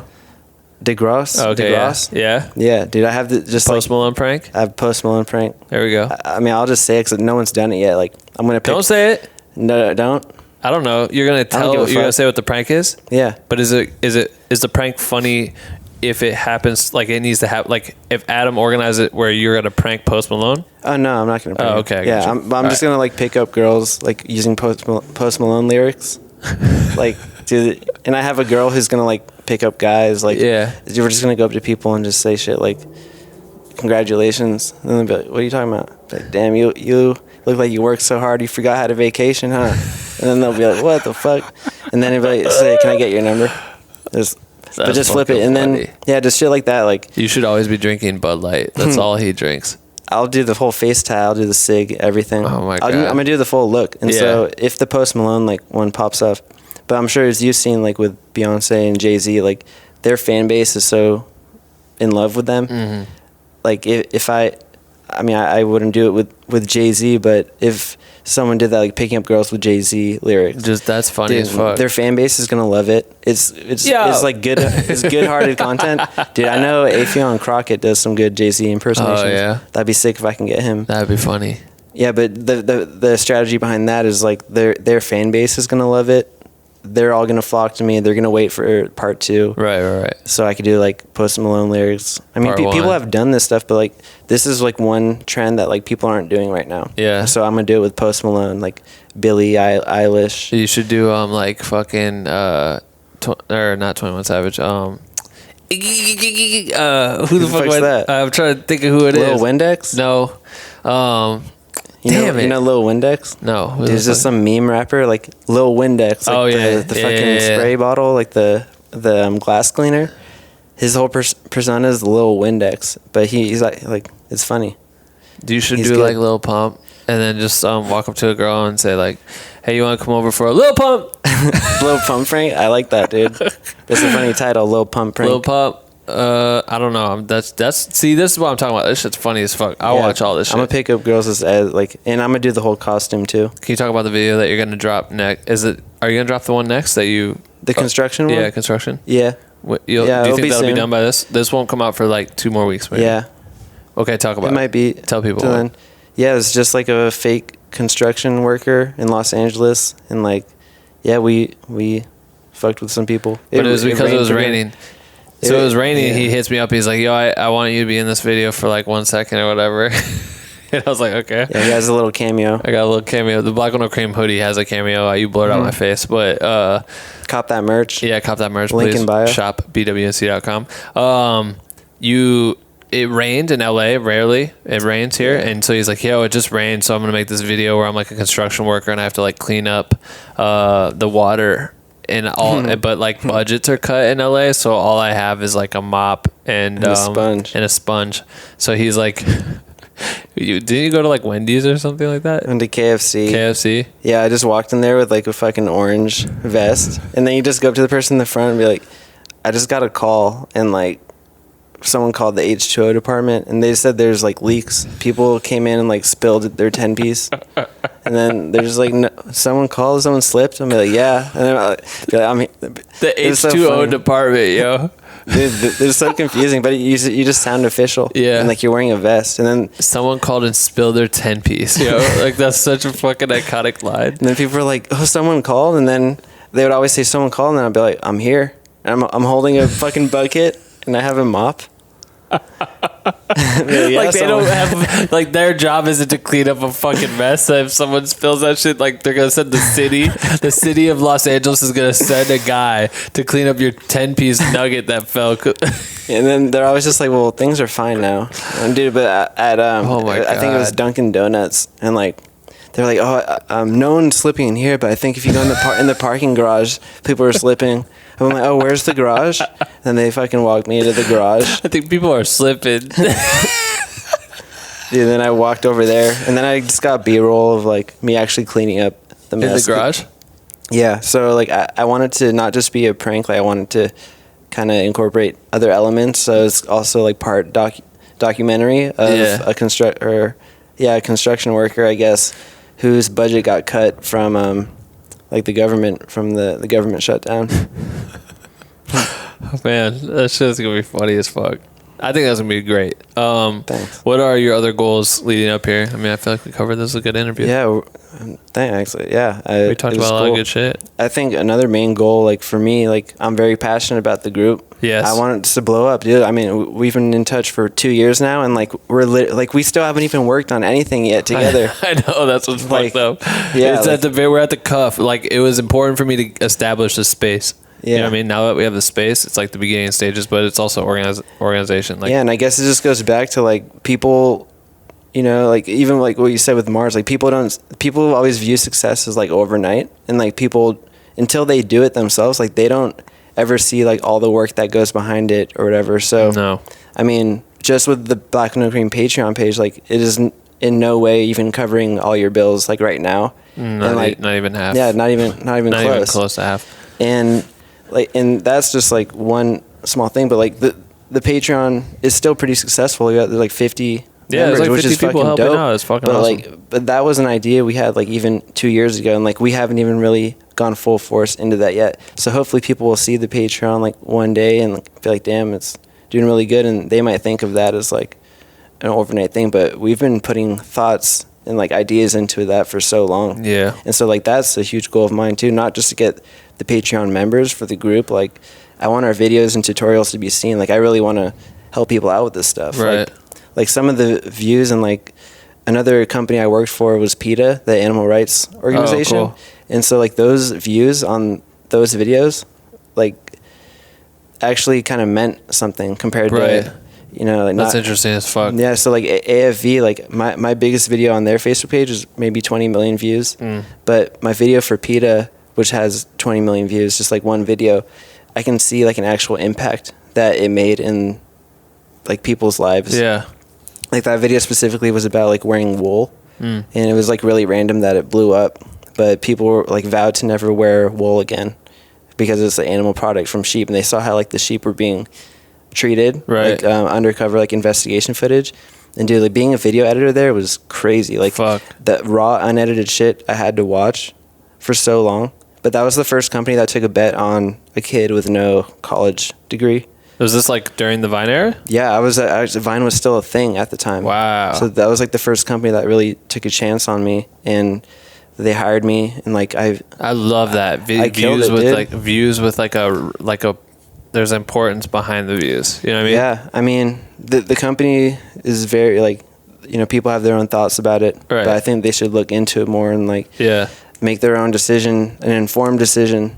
The company really tries to like, you know, get the word out there, and they're a nonprofit, so they can't spend money on ads. Right. So they have to do crazy shit, and they have to say crazy shit to get in people's news feeds nowadays, and or to get press. Yeah. And like That's interesting. Yeah, and so they have to go above Undercover and, and do all this shit just to. Yeah, but like SeaWorld, like everyone, I think after Blackfish came out, like fucked them up. but dude, like PETA was trying to do that years before, Right. like put all this stuff out there before. And Yeah. like they're still trying to do that with other things, like different types of circuses, and Right. but it was just really great working there, and like Yeah. learning how like they had 6 million Facebook likes, and being able to make videos for that page and see how many views it got, and like how controversial stuff would get shared more, and like how you really need to take a more aggressive approach to the videos that you make. That's And then good. kind of like learning from that, and like yeah, just taking that on and forward, and kind of building off of that for every other project. Your Instagram says that guy from The that toilet paper commercial? commercial. Yeah. What the fuck? The Toilet paper? Charmin commercial? You right? Go on. Yeah, dude. It's What? just a toilet paper commercial.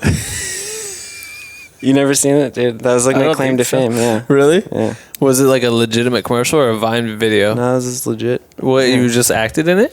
Yeah, I mean, I use the toilet paper. What are Yeah. you talking about? I mean, Can I watch it? It's on YouTube? no. So how the fuck do you see it? don't know. You're lying. So this doesn't exist. Dude, it exists. No, it doesn't. It's not on the internet, though. How is it not on the internet? It was a shot in 1984. Like, how is it not on the internet? 2004. Is it really a commercial? I don't know. Are you just saying shit in your bio? Yeah. You fucking lame. Dude, I remember on Yeah. Vine, dude, one of my bios, actually a hopeful guest that we'll get on the show is Noel Miller. Oh, yeah, I remember the Noel. first time I met him, like in person, he was like, dude, weren't you like on the Disney Channel or something, like when you were a kid? I was like, what are you talking about? No, he's like, dude, I could have swear, like, I remember seeing somewhere like you're on the Disney Channel. I was like, oh shit. I used to just put, and I still Fake do. ass bios. I would just put stupid shit in my bio. And I remember one time I put like that kid from Disney, Yeah. whatever, because I made this one Vine that went viral, like me, like if I were on the Disney Channel, and I did like the whole, I drew dicks. the thing, and like I drew a penis Yeah. instead, and like that shit went viral, and so I just made that my bio. But like even people like Noel, they thought I was really on That's the fucking Disney Channel. smart as fuck, though. Dude, do you remember Alex from Target?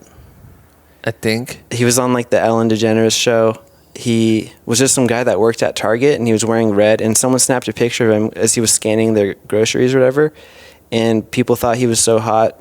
He got millions of followers overnight from this tweet, and I changed my name on Vine to @Alex from Target, and within like 2 days I got like 150,000 followers. God. That's because people were looking him up. Yeah. And I had the most followers out of So it looked like you were him. Yeah. And people actually like ended up collabing with him because he became like a full-time personality. Oh my God. So like people like Rudy and like they hung out with this random guy from Alex Target. from Target. But every time they were looking him up, they were actually following me. That's so fucking funny. Yeah. They probably made a lot of money off that kid. Yeah, for sure. Yeah. Remember But when he probably made more money than me. right out the gate. Yeah.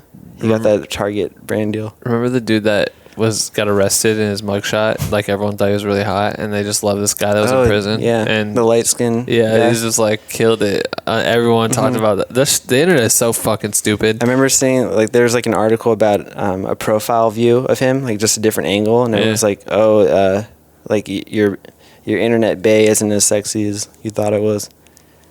But it's just crazy how like one fucking thing blew up. It was just like a different angle of him. Oh, and, like, right. People didn't think that he looked good. Or they're like, it turned out that the reason why he was going to jail is because he like fucking killed somebody or something. Dude, Like people like that though. Like I'm into it. Yeah, I'm into this bad guy shit. This is another thing I wanted to bring up. I don't know if you just started this or not, but you have this DM series where cool. you have it looking like. What do you mean looking like? You don't think Blake Shelton hit me up? Or Puma or Kylie? he has this series and like he's got. We'll wrap it up on this one. He just posted and he goes, "Laugh my fucking ass off. This person from Puma just gave me Kylie Jenner's number." And it shows the tweet and it's Puma's verified account. Yeah, it's a DM from Puma. So I got these shoes. Like they had these In and Out shoes that came out, and they're supposed to have palm tree laces. They didn't have the palm tree laces, and they fucking lied to me on the customer service. I chatted their bot on their website. I was like, "Hey, it comes with the laces, right? The palm tree laces." They're like, "Yeah, I get them." Didn't. So I posted videos saying like, "F you, Puma, didn't come with the laces, whatever." So they hit me back and they're like, "Yo, please delete this. Like, what can we do?" And I know that Kylie Jenner had previously like done like sponsored stuff for Puma, and I was just like, "Just give me her number, and then we're good." Whoever runs their social media is just like done, because it's his job to like make sure people aren't talking bad about them online. And so he just gave me her number, and then I hit her up. You are lying, motherfucker. Dude, look at this shit. I am looking at this shit. Yeah, it's a serious dude. And so I made it seem like he gave me a fucking number. I love how you tried to sell it again. You tried to make that shit feel real again. It literally goes like this. Dude, it's his post on Instagram. It's like so unprofessional. I like, love it. Dude, so many people think it's real. I know, because it's fucking believable. At first I'm like, damn, he's talking to Puma. I tried to make the conversation seem like it's it'd so be legit good and very casual, and like so it shows his picture of the shoes or whatever, and he's complaining, and I think he even put up a poll like, are they fucking like fuck Puma or whatever. Then the guy goes, "Dude, I'm so sorry, what can we do to make you delete this?" And he goes, "You don't want to hear it, bro, you wouldn't do it anyway." That's what Sean Nico says. will put it right here. Yeah, put it up. And then he goes, "Yeah, I would, I promise. This is from Puma." And then he goes, "All right, you got Kylie Jenner's number?" And then they go, "Done." And they send the number 805, and then he blurs out the rest, and he goes, "Bet." Then the next post. It doesn't end there, yeah. The next post is Sean, he posts another screenshot from Kylie Jenner, and he goes, "Yo, what the fuck? On my way to Calabasas, thanks, Puma." And it's just a picture that Sean sends to Kylie of her. And it says, "You like Puma?" And she goes, "Who is this?" And he goes, "Sorry, I'm at SeanSauce. Some guy from Puma gave me your number because my In-N-Out shoes didn't come with the palm tree laces. Haha." And she goes, "Oh, haha, that's crazy." Yeah, because she looked me up, because that's why I put my @ so she could look me up. So she's like, "What the fuck?" Because I got her number, right? So she looked me up. She's like, "Damn, this guy's pretty fucking cute." And he goes, she says, "Haha, wow, that's crazy. Want to hang out with me and Travis tomorrow night? Here's my address, blah, blah, blah, blah, blah, Calabasas, California." He goes, "Sure, see you then." And then the next one, he goes, "This is too crazy for me. I'm going to sleep. Update in the morning." And it just shows this conversation that he's still having with Kylie, and then a notification popped up from his dad, and his dad says, "Why is the FBI here?" But then they'll get you, man. Kylie says, Travis will never know. I've been good at avoiding TMZ lately. I love you so much, Sean. And Sean goes, honestly, I'm too young to help you raise your kid. And besides, Travis probably has guns and I'm not messing with him. I appreciate the offer though. She goes, please, daddy, I'll do anything. He goes, this is moving too fast, Kylie. This is the most ridiculous fucking chat I didn't even send her that text either. Oh my It's moving too fast. I think that's the last time I talked to her.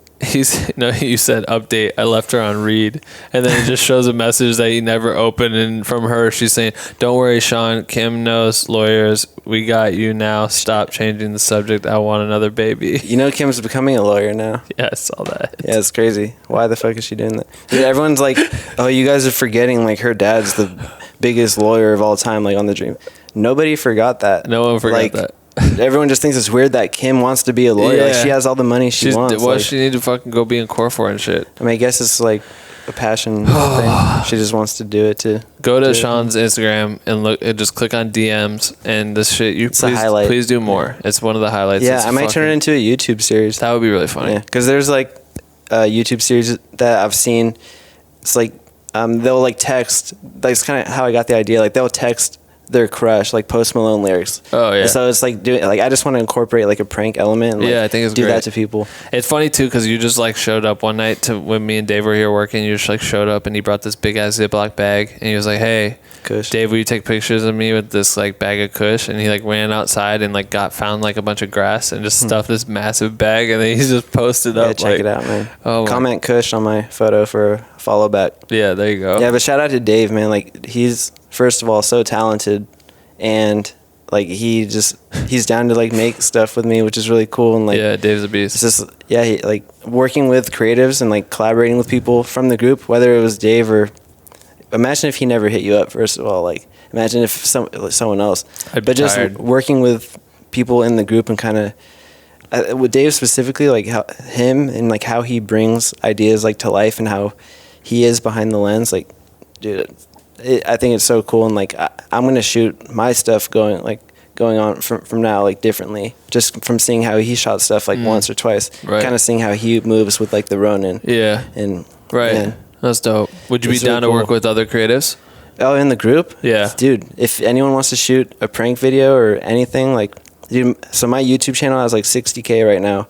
It's pretty dead. Like, I feel like I'm starting from the ground up, but I have a really good base to start with. Yeah. And like I said, I know exactly, like I know the back end now and how to just start it.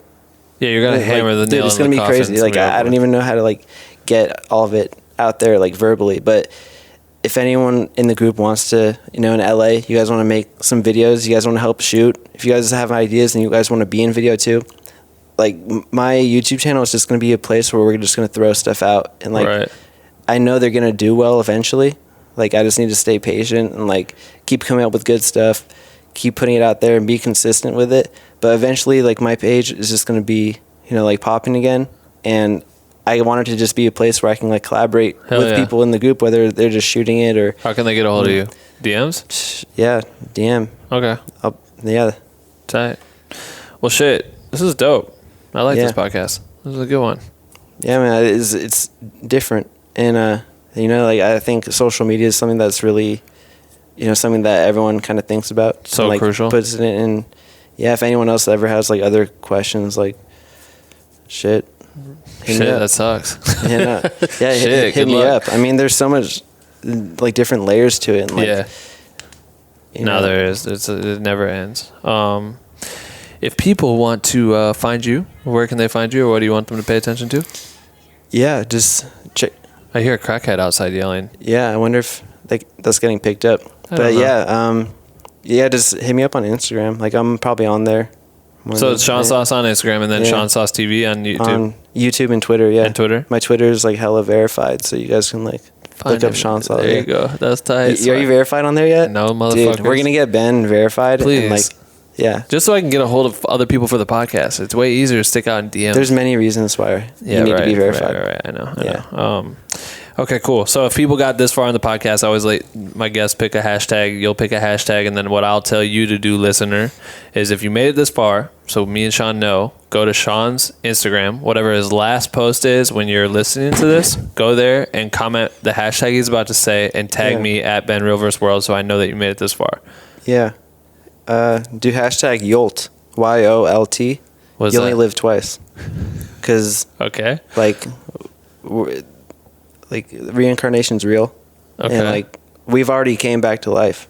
Like, we do it every day. Like, you go to sleep, like, dude, you're literally out every day. Like, every day is, like, your second chance. Damn. Yeah, it's crazy, dude. Woo! Dude, and there's this teacher that I used to have, and, like, I don't learn from him anymore because he didn't come back to life.